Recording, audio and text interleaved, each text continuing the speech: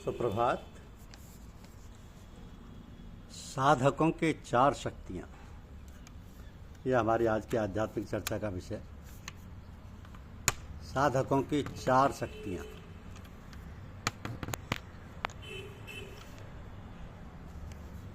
साधकों की चार शक्तियाँ हैं मन, बुद्धि, चित्त, अहंकार।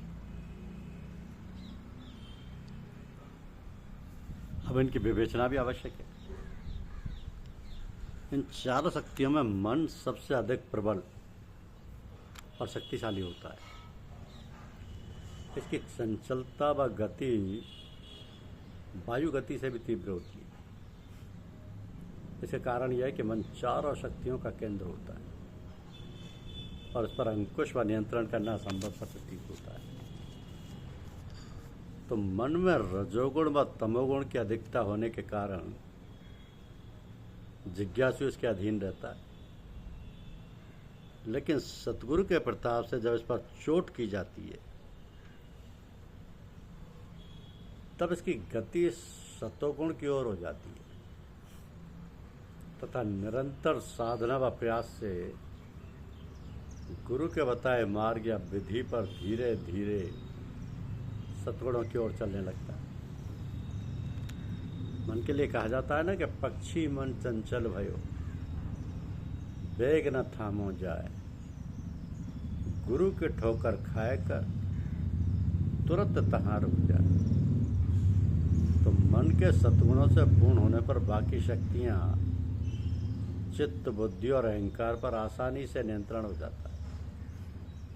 मन के नियंत्रण में आने के बाद चित्त स्वतः नियंत्रित हो जाता है, क्योंकि दोनों में बहुत घनिष्ठ संबंध होता है। मन क्या है? संकल्प और विकल्प करने वाली शक्ति है और चित्त जीवात्मा में विचारों की उत्पत्ति तथा नए विचारों को जन्म देता है। तो मनुष्य की वृत्तियां इसी चित्त में निवास करती हैं। यहीं पर मनुष्य के अंतःकरण की जड़ें होती हैं। मन, बुद्धि, चित्त व अहंकार से ही मनुष्य का अंतःकरण बनता है। अर्थात अंतःकरण की शुद्धता बनाए रखने के लिए मन और चित्त को शुद्ध बनाए रखना जरूरी है, जो कि निरंतर साधन व अभ्यास से संभव हो जाता है। तो बुद्धि और अहंकार दोनों ही स्वयं मन चित्त के अनुरूप हो जाती हैं। गुरु का कार्य जिज्ञासु का अंतःकरण साफ करना होता है, जो कि जन्म जन्मांतर के गंदगी व कालिमा से भरपूर होता है। इसलिए परम संत महात्मा रघुवर दयाल जी ने स्वयं को धोबी व भंगी की संज्ञा दी है, क्योंकि जिज्ञासु के चित्त का स्वभाव परिवर्तित करके या एकाग्र करके उसके अंतःकरण को शुद्ध किया जाता है। अब जिज्ञासु के चित्त को रजोगुण व तमोगुण से हटाकर सतोगुण पर लगाया जाता है और यहीं से चित्त स्वतः निर्विकार में आने लगता है और योग की क्रिया आरंभ हो जाती है। इसलिए कहा जाता है कि योगश्चित्त वृत्ति निरोध है, अर्थात वृत्तियों को रोकना ही योग है। वृत्ति के स्वरूप को जानने के लिए हम एक बिंदु को वृत्ति कह सकते हैं और अनेक बिंदुओं को वृत्तियां कहा जा सकता है। अर्थात वृत्ति की कोई भी लंबाई व चौड़ाई नहीं होती। यदि इन बिंदुओं को आपस में जोड़ दिया जाए तब रेखा बन जाती है। यही विचार, तो यही विचार जिज्ञासु के अंतःकरण में उठने लगते हैं और साधन व गुरु कृपा से जिज्ञासु पुनः एक बिंदु पर आता है। इसी प्रक्रिया को निरंतर करने से जिज्ञासु विचारों से मुक्त हो जाता है, अर्थात ठहराव की स्थिति आ जाती है और साधन समाप्त हो जाता है। तो इसके पश्चात की स्थिति को समाधि की संज्ञा दी गई, अर्थात धीरे धीरे चारों वृत्तियों के ठहराव के बाद मनुष्य समाधि की ओर बढ़ने लगता है। इसी स्थानीय स्थिति में जिज्ञासु को तत्व ज्ञान का अनुभव होता है। शरीर स्थिर हो जाता है, बाहरी ज्ञान व प्रभाव का अनुभव नहीं होता और आंतरिक ज्ञान अनुभव में रह जाता है। अर्थात मनुष्य का मनोमय कोश समाप्त हो जाता है तथा जिज्ञासु ज्ञान यानी विज्ञान में कोश में प्रवेश कर जाता है। इसे ही जीवन मृत्यु की स्थिति भी कहते हैं। यही योग की स्थिति है। विज्ञान में कोष को सूर्यलोक भी कहा जाता है। तो योग की असंख्य अवस्था होती है। शास्त्रों के अनुसार इसे 2 भागों में विभाजित किया जाता है। प्रथम जानने योग्य, जिसमें बुद्धि कार्यरत रहती है और अनुभव भी होता है, यहीं पर वो ब्रह्मबोध होता है। और दूसरे न जानने योग्य, यानी इसमें बुद्धि का कार्य समाप्त हो जाता है और वह ईश्वरीय वेदों या रहस्यों तक नहीं जा पाती, अर्थात बुद्धि शून्य हो जाती है। तो योग की जानने योग्य अवस्था के अंतर्गत बुद्धि कार्यरत होती है और उसके आगे शून्य की अवस्था उदय होती है। इस शून्य में जीव अंधकार में हो जाता है और परमानंद का अनुभव करता है, जो शब्दों में नहीं बांधा जा सकता। ये गूंगे का गुण होता है।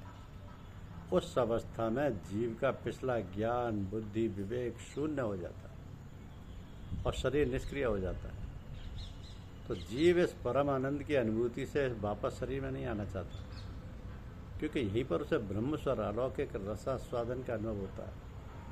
सक्षम गुरु के प्रयासों से, या शक्तिपात से जिज्ञासु वापस शरीर में आ जाता है। हमारे दादा गुरु महाराज महात्मा डॉक्टर राम नारायण जी वर्मा अपने शिष्य श्री सहदेव शास्त्री जी को उपयुक्त अवस्था से वापस शरीर में लाए थे। उनका शरीर मृतक अवस्था में था। सूचना मिलते ही डॉक्टर साहब उनके निवास श्री श्यामवार समाज मंदिर गए और शक्तिपात के द्वारा पुनः उन्हें शरीर में लाकर जीवन त्याग दिया। तो जिज्ञासु की यह स्थिति आनंदमय कोश में होती है। ये अत्यंत निर्मल व शुद्ध अवस्था होती है। यही चैतन्य ब्रह्म का स्थान है। मानव शरीर धारण करने का एकमात्र उद्देश्य यही है कि ये साधन निरंतर करते करते जिज्ञासु में ईश्वरीय गुणों का समावेश होने लगता है और धीरे धीरे जीव जिज्ञासु अपने निज स्वरूप को प्राप्त करता है। इसे ही अहम ब्रह्म की स्थिति भी कहते हैं। यहीं से मनुष्य माया के बंधनों से मुक्ति प्राप्त करता है। इसके आगे की स्थिति को वेदों में चरैवेति कहा है और रामायण में तुलसीदास जी ने हरि अनंत हरि कथा अनंता कहकर पूर्ण कर दिया। हरि अनंत हरि कथा अनंता। तो ये जो स्थिति है ईश्वरीय या ब्रह्म प्राप्ति के साधनों के संबंध में अनेक महापुरुषों द्वारा अपने अनुभवों को बताया गया, लेकिन अंतिम लक्ष्य स्थान सभी का एक ही है। एक बात विशेष रूप से सभी मार्गों व महापुरुषों में अवश्य देखी जाती है कि बिना गुरु या पथ प्रदर्शक के किसी भी मार्ग पर चलना संभव नहीं। जब मनुष्य गुरु के माध्यम से उसकी बताई विधि के अनुसार कार्य करता है, तब ब्रह्म तक पहुंचने का मार्ग सरल हो जाता है। तो सक्षम गुरु मनुष्य के स्वभाव, उसकी योग्यता व अवस्था के अनुरूप मार्ग का निर्धारण करता है और उसी के अनुसार साधनों को कराकर इस मार्ग पर लगा देता है। तो धीरे धीरे मनुष्य अपने गुरु की समीपता व आज्ञा के अनुरूप समर्पण करके उसके गुणों को स्वयं में धारण कर लेता है। एक अवस्था दोनों के मध्य ऐसी भी आती है कि दोनों का स्वरूप भी एक ही हो जाता है। ये अनुभव की बात है, क्योंकि ईश्वर प्राप्ति के अनेक साधन हैं, जैसे हठ योग, राजयोग, प्रेम भक्ति, ज्ञान योग, शब्द योग, निष्काम योग, सहज योग, प्रेम योग, लय योग, प्राण योग, ध्यान योग, जप योग आदि।